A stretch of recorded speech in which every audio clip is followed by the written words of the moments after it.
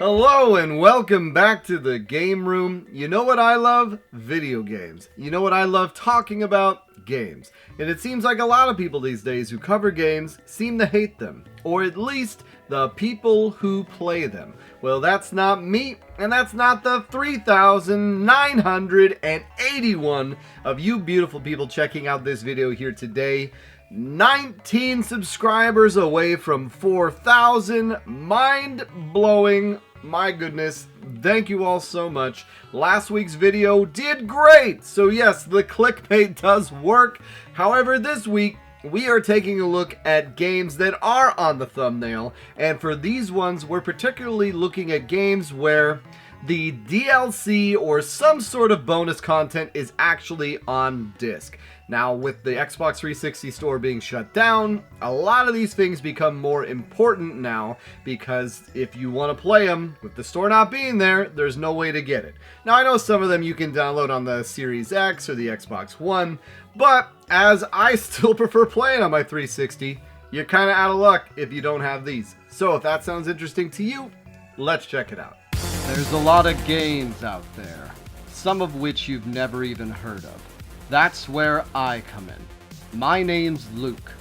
I've been playing games since the age of 2, and I have no life. This is my game room. Alright, so the first game we're taking a look at this week was one I covered a ways back, and just playing through the prologue immediately had me go out and buy this edition that had the DLC on disc. Which is a shame because it just had a new entry come out last year, which just came out, that entire writing staff was laid off. And that game is Dragon Age Origins Ultimate Edition. So what makes this edition so great is that it comes with Dragon Age Origins, the big standalone Dragon Age Awakening, which also had its own standalone release, but then all of the other associated DLC. And there is so much DLC on this, it has its own install disc. You're likely going to have to install each one. Like it will not play from the disc. So you install it, and then you put in the main disc to play the game. But my goodness, I really enjoyed everything about this game from just playing it for the few hours I did the first time that I knew I had to have this. So I went out and bought it. Luckily, you can still get the Ultimate Edition for not too much more than the Standard Edition. I think it was like $20. Even now, I think it goes for $25. And it's just one of those things where, yeah, I know you can get it on PC, but I like having it on the 360, and this was one of the ones where it made me look into, okay, what other games have games on disc, because I wasn't really aware of it, that there was a lot of games that would come out that had the code in it instead of the game on the disc. That's why I didn't pick up the Assassin's Creed America's collection to get Assassin's Creed Liberation for the 360, because unlike on the PS3, where that one's on disc, that one just gives you a code. And the code can be expired, or now without the store, I don't even know if the code works. So that is the lost Assassin's Creed game on the 360 because you can't get it anymore.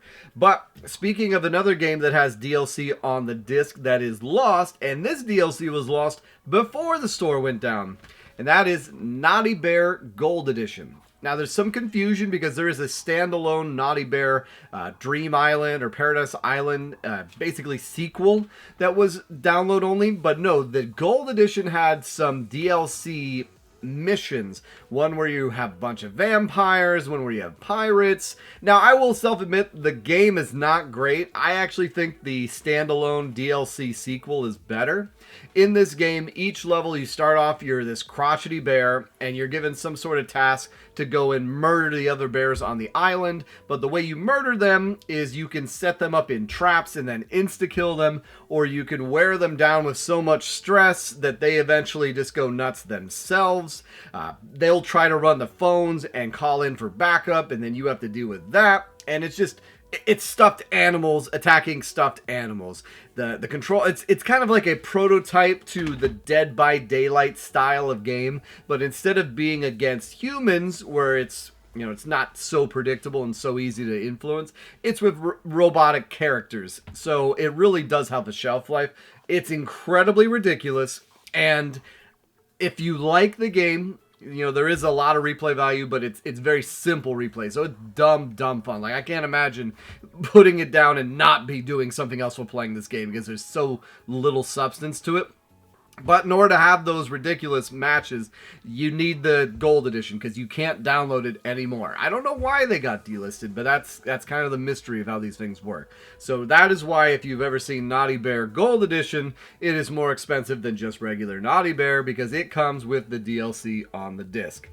Now, what I really loved about the 360 era is that they would do standalones of DLC. So while it may not be on the disc for the game itself, there was a $10, $20 packaged DLC with the game on it that you could get outside of, say, like complete editions. And one of the more famous ones of that is a game I've talked of before, but that's Red Dead Redemption Undead Nightmare. And I feel like this is really when DLC was in its heyday as far as it being fun and worth it. They pretty much took most of the map from the first Red Dead Redemption and they turned it into this alternate scenario where a zombie apocalypse had broken out, but it's in the 1800s.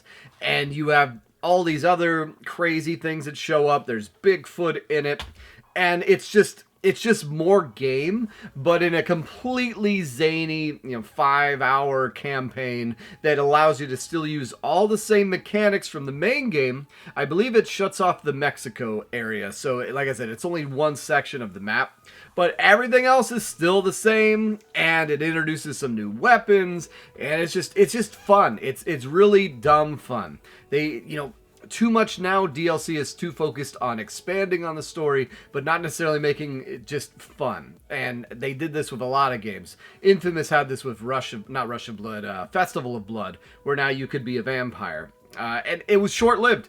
It was very short-lived, because I want to say come 2014-15, this kind of stuff stopped. Now, there is a way to get Red Dead Redemption Complete Edition, which has the Red Dead Undead Nightmare DLC included with it. But I like having it as a separate game. It's just fun. And it is completely a standalone. You pop it in, you can play it, you don't need the other game, which is cool. I love standalone DLCs. It's the only time I can justify it not being a sequel. Now, speaking of Rockstar, this was something I didn't even know existed. And it's hard to find it. I think on the cover it might say Complete Edition, but I don't remember it ever being released. And it's a game that doesn't not get enough love. It was re-released during the beginning of the Switch, and I think on other modern consoles. But that's LA Noire. So if you guys remember back in 2012-13, they would not only do exclusive content for, say, GameStop, Toys R Us, Best Buy, but they would also do exclusive content depending on which system. And they still kind of do that today, but there was DLC missions released that were PlayStation exclusive that the Xbox did not get, as well as they had DLC missions you could download. Nothing huge, nothing crazy, but they came out with a 4-disc complete edition. Now, sometimes I've seen it where the 4-disc version doesn't even say complete edition on it, but that has all the DLC on that 4th disc, and then the missions just show up as if they're in the game, including the ones that were supposedly PS3 exclusive. So that's just something to keep under your hat. If you like LA Noire, like myself, I really like LA Noire. It's where the whole meme of Press X to Doubt came from. And it's fun to see that. I've thought about doing a video like that where there are, things that transcended gaming culture that ended up in the greater zeitgeist, or at least the greater nerd zeitgeist. Things like X to Doubt, F's in the chat. But the fact that there's a version of this on the 360 that has the DLC on disc is cool. And it did not get very much coverage. At least I don't remember hearing about it at all, especially the fact that it has the PlayStation exclusive DLC.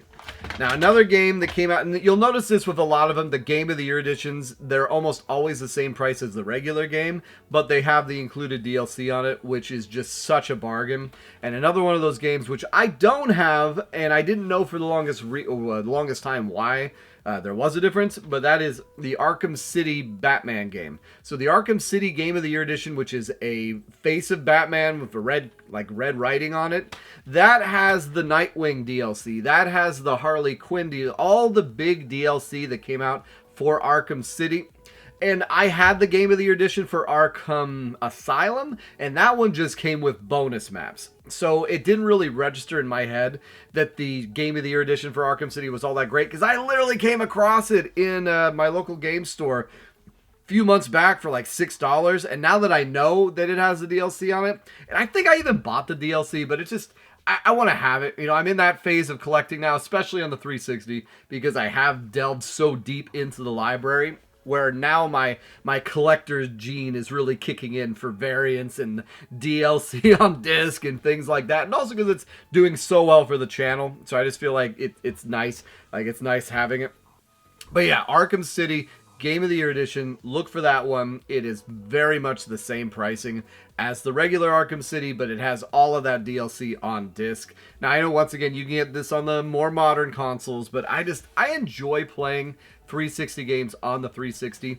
More and more now, developers are getting lazy. You're getting less baked-in lighting, more dynamic, but then because of it, it stresses the machine more, and it just does not look as nice. And it's great to see the rest of the greater gaming world kind of catch on to this, because I feel like I'd just been in a, in a closet looking at this and really like, why the hell does the Order 1886, the game came out in 2014, look better than some more modern games? Like, I'm currently playing Stellar Blade right now, and I will say Stellar Blade looks really, really nice, though there are some crazy optimization things that will happen sometimes, where off in the distance, you'll see enemies kind of stuttering along.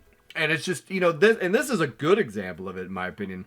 But anyways, another game that has some interesting DLC on the disc. It's not really DLC, it's a remaster. And it's a remaster of the first game. And I've mentioned it before, but I feel like it's not talked about enough. And that is the Chronicles of Riddick, the Assault on Dark Athena, which also includes Escape from Butcher Bay. And you'll hear from people that Escape from Butcher Bay is the far superior game, and they will just buy this to play Escape from Butcher Bay. And for the longest time, I've heard people talk about how great the Riddick games were. And I went and I played the first little bit of Assault on Dark Athena, and I thought it was pretty decent. I'm not going to lie. I like Pitch Black, Vin Diesel. I didn't really follow the whole Riddick Chronicles back in the day, but enough people talked about how good it was that I did jump into it, and I do agree. It is a solid performing game, and if everyone says Escape from Butcher Bay is the better game, how cool is it that, that's what's so nice. Imagine buying a game right now that was a sequel to a game that came out on the PS4, and just as a bonus, they throw in the first game remastered for free. Super, super cool. Nowadays, we get releases of a game like that, like The Last of Us, that is a full $60 price, versus back in 2006-07, they just threw it in for free. What are you going to do? All right, another game that has some interesting DLC on disc, even though a lot of people kind of disparage it. I don't know. I don't have a dog in this fight, being not a huge fan of the franchise in general, but that is Doom 3 BFG Edition. So this is the BFG famous gun, big effing gun. And on this version, it comes with all of the added missions on the disc. But the reason why I originally bought it, because at the time, this was the best way to get it on console, or at least the most up-to-date and convenient way to play it on console, even though you can run Doom on anything. But you could run Doom 1 and Doom 2 through your Xbox 360. Though you will see people and Doom purists say it's not that great. But at the time, it wasn't bad. Now there's the Doom Anniversary Collection. I think I have that on the Switch. But for this was when I was doing Noob Gamer, which was a show where I had my wife play through monumentous moments in gaming, and I really wanted her to check out Doom. But this is all on the disc, which is super, super cool. And if you want another way to play Doom, and an official way to play Doom, other than PC, on your 360, there you go. Now, I have not played Doom 3. I still haven't. That's one of the ones that I'm looking to cover again. But if you're talking about DLC on disc or special games on disc, that is one to take a look for.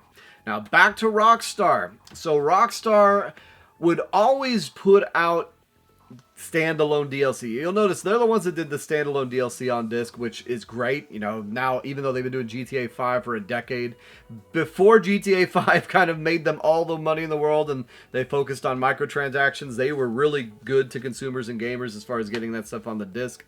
And another game that did that was Grand Theft Auto 4. Now, I don't have it, but there is a complete edition or there is a standalone edition that says, I think it's Episodes from Liberty City. And that includes the Ballad of Big Gay Tony and the other standalone kind of missions that they released, which they would always do. They did this for all, especially post GTA 4. They would do these standalone games that you could get in and get a little bit more content. Now that I've delved into the 360 library more, I know that Grand Theft Auto 4 is the first usage of the Euphoria engine, which I think they changed the name of, but that's the engine that Backbreaker, the really fun football game, they used it in GTA 4, which is why the realistic animations of people when they fall down is so cool. As well as, it was a big step up as far as the visuals, as far as the control from San Andreas, but for some reason, it just did not get as much love.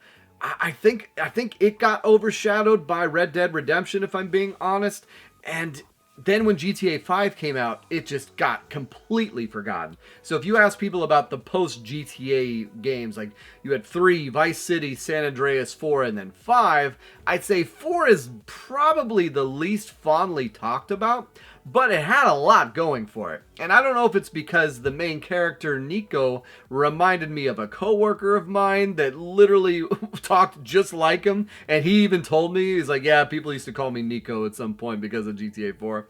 But it's a really solid game, and one that I am actively looking for the complete edition, and they're cheap. It's like $20. It's not a huge value, but still, with it being on the disc and a Rockstar game, like that is well worth the investment, in my opinion.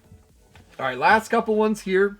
So one game that I was not all that interested in, and then when I found out that it had a version of it that included a bonus disc that had the original, or not the original, but a remaster of Quake 2, I had to pick it up, and that was Quake 4.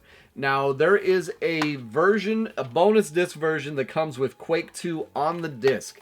Now, it's a little bit on the fence which version has this. Now, you can look on the back and it'll say includes Quake 2. But when I bought this version, it only came with a case that had one game in it. So I don't know if it was just a slip that was put in, how they arranged it, but that is something I talked about the first time I covered this game. But literally, there is a complete remaster of Quake 2 on Quake 4 that just came with it, and it's not in every version of it. So that is something to look for you collectors out there. Look for the one that has the bonus disc. If it has the bonus disc, congratulations, you have a complete remaster of Quake 2.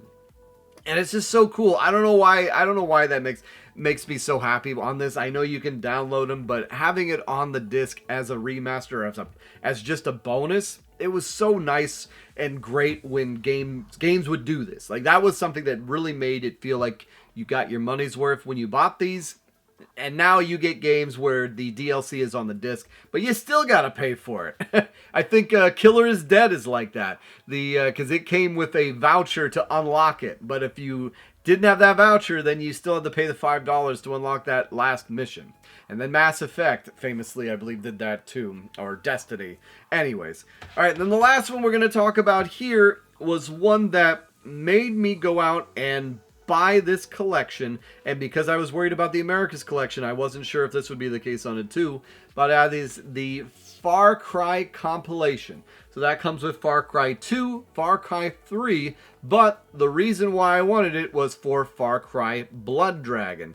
And Blood Dragon, again, came out around that same time as Undead Nightmares, Festival of Blood. It's where they would take the engine and the game style of the game and then port it to some completely zany world, but they're really reusing almost all the mechanics, engine, and assets and just adding a little bit of difference. And with Blood Dragon, you're being dropped into this 80s retro futuristic, Blade Runner-esque, but 80s action hero movie where you're playing as Michael Biehn. So obviously, yes, I mean, Michael Biehn had a big renaissance apparently back in the 360 era, because he's also in Alien Colonial Marines, even had his own standalone DLC, which that's not on the disc, and that is one I hope you guys picked up, because apparently it's canon that Michael Biehn gets replaced at the end of Aliens, and the guy who's dead at the beginning of Alien 3 is someone. Anyways, But yeah, Far Cry Blood Dragon. Now, I have not played any of the Far Crys. I've been wanting to talk about this game on the series as well.